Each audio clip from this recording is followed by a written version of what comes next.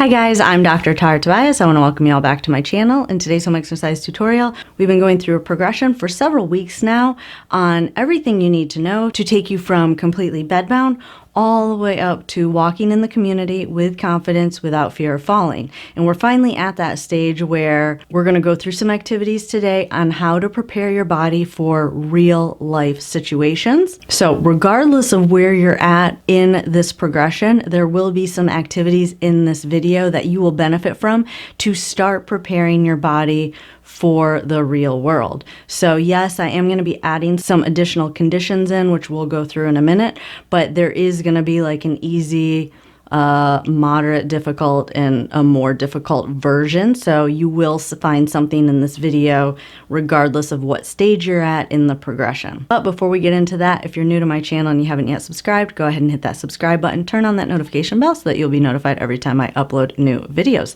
And now let's go ahead and dive in. So what exactly do I mean when I say real world? Well, up until this point in the progression, we've really worked on the movement components of walking in a relatively controlled environment, meaning we were able to control all the variables or any conditions or obstacles that may be presented. We were able to control that environment so that you only had to focus on the movements. However, as many of you already know, that's not really real life. In the real world, you do face multiple obstacles, different conditions, different surfaces under your feet. You have to walk around obstacles. All these things add a layer of difficulty to what we've already done that you really want to start preparing your body for. In addition to that, there's skills that are required to walk in the real world that we haven't necessarily addressed yet, such as what do you do when you need to walk and now scan your environment to either look for an office door if you're going to a doctor's office, or to scan your environment to protect yourself or avoid dangerous situations. And then one additional skill that you really need to work on is something that I had mentioned last week, is now you're not just focusing on having to execute a movement as far as you're walking, but now your attention is divided between that and navigating your environment or thinking about that doctor's office that you have to go to. So now you have to divide your attention, and that can also present a problem if you're not yet to that automatic phase of walking. And just to be clear, even if you are to that automatic phase of walking, even professional athletes work on the foundations, right? They train specifically for the competition floor.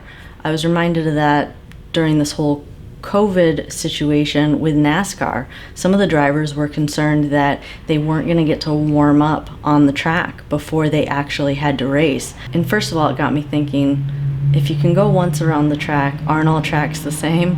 That was my first thought, but then I brought it back to what I do for a living. No, that's absolutely not true. The track they may be racing on may be just slightly different than the track that they practice on. Not only that, even though they are probably at that automatic stage of learning as far as skillfully driving a race car, they still need those foundational laps or those warm-up laps to prepare their body specifically for every single race, regardless of how many years they've been training. So all that being said, at this point in someone's recovery, I basically try and listen to them, figure out what they're doing day to day that might require some of these additional skills, or what they encounter day to day that we need to recreate in therapy so that their body is prepared specifically for those situations. And then we just have fun. I get to be creative and come up with ways to challenge all these systems and add in these conditions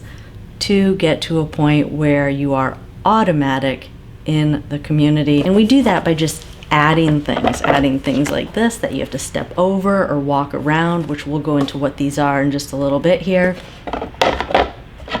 But basically just starting small and slowly adding in more and more conditions to the point where there are maybe multiple things now that you have to think about while you're walking, we just recreate that in the clinic. And that's basically what I'm going to show you today. So let's just get into that a little bit more. I'll show you some of the exercises that I like to start out with. I'll show you how I advance them, and then maybe give a little bit of my thought process behind each of the activities to help you come up with your own activities to prepare your body for the situations that you encounter day to day. Again, to not just walking now, but now building that confidence to be able to walk in the community, enjoy your friends and family without so much of that concern in the back of your head that you might fall or potentially fall.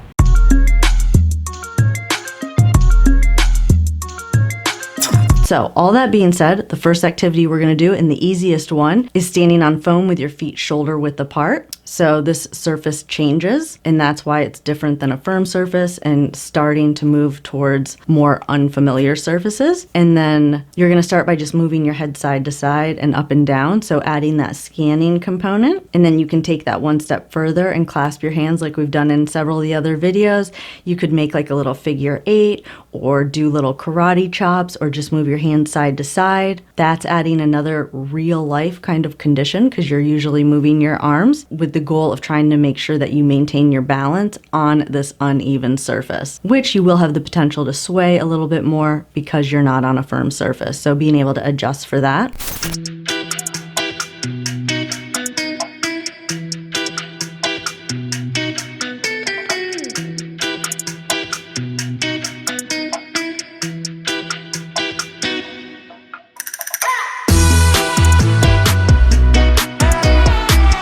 And then taking it one step further, I like this cone activity. It's kind of starting to work on that split attention. You can just move a cone from one surface to another. You can change the surface height a little bit, so you might have to reach a little bit further down or a little bit higher up, and just moving the cone side to side.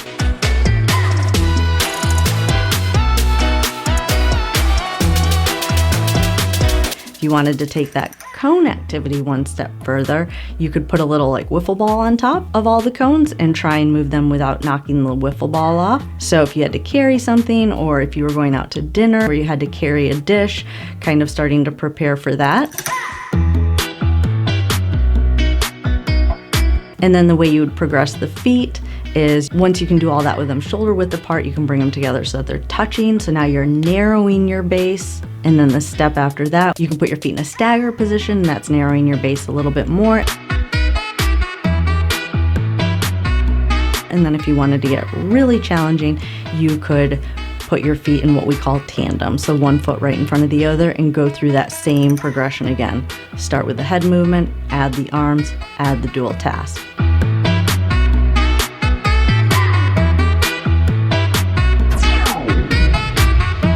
So the next level of surface that I usually go to is something that is unstable in just one plane. These wobble boards are great. They only rock in one direction. So you can either stand on it and have it rock side to side, or you can turn it and you can have it rock forwards and backwards, but now you're adding an added dimension of a surface that's going to really throw you off balance. It's unfamiliar, it's unpredictable, all things that you want to start building in your system to get them more automatic and get your body being able to react appropriately with that unpredictable surface. And then for this one, I would say just do it at a counter with both hands on the counter and get really comfortable with lifting one hand up and then the other hand up and then both hands up. And that would be kind of the progression I would go through with this one.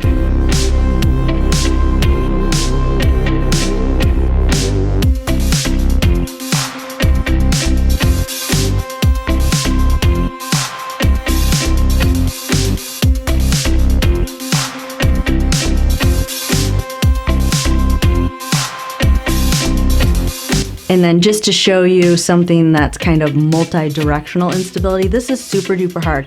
If you're in an AFO or you have moderate spasticity or you're still walking with an assistive device, I would not recommend this. So do not do this activity. But for those of you that are higher level, now instead of just kind of like a one-dimensional, unstable, unfamiliar surface like the wobble board, I like these air discs This puts you in a situation where you have multi-directional instability. How it's going to affect your body is unpredictable, which is a great challenge.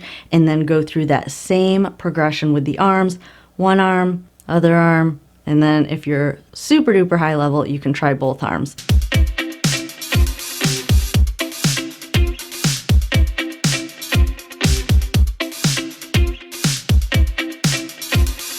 As I've said in every other video, if you're going into recurvatum or hyperextension, if your ankle is rolling, do not do the activity. You are not helping to get yourself to the next level if you are jumping ahead and yet have all of these abnormal movement patterns going on. Not only that, it's extremely unsafe, and you do not want to, God forbid you fall, you will break a bone. The statistics say it's true. There's a very good chance that you will break a bone and require a prolonged hospitalization, which is going to set you back. So definitely use your judgment and work within your level of ability. And I say that now because this air disc activity is extremely challenging. And then I love these stones, or these simulated stones. These are really unstable surfaces. Now, these are sold on kind of like a kid's website. They do say the weight limit's 150 pounds. So keep that in mind, that if you weigh over 150 pounds, that these stones probably won't work, but you'll get the idea, and maybe you can simulate something at home. But these stones are great. So I use them all the time. They add a challenge of things to walk around, so that requires an extra level of skill, being able to move your feet in a way to navigate around obstacles, but then stepping over them helps to really prepare for things like roots that you might be walking over, things like that, where your foot might rock a little bit, getting ready for that. I like to start with just like a forward backward step, or even just standing on them.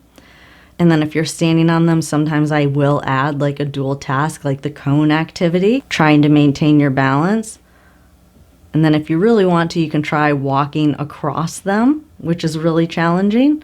And then if you really wanted to go to the next level, you could try carrying that cone with the little ball on top of it that I talked about, and try not to drop the ball. So that's adding a split attention activity and an extremely unfamiliar surface underneath your feet. So really preparing your body for pretty much anything you might encounter out in the real world. And then from here, I always just recommend, like what I do with my patients, I ask them a lot of questions. Where do they feel the most uncomfortable? If some people are trying to get off of an assistive device, when do they feel like they really need to pull that assistive device back out? And what does that scenario look like? And trying to simulate some of that in the clinic. So maybe it's just walking forward up and down the hallway, turning your head side to side. Maybe when you're going to a doctor's office or something, you feel like you really need to take your cane with you, so we'll work on that.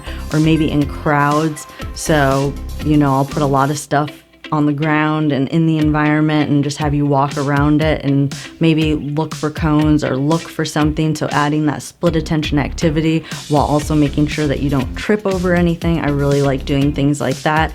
So anything like that is definitely great to help prepare your body for the real world. So I hope all that made sense. I hope you found something in the variety of activities in this video that you can apply to your home exercise program to, again, start preparing your body for the real world and being able to do the things you enjoy without fear of falling and with confidence. And then that is it for this video. So next week, we are gonna start how you progress your body for stairs.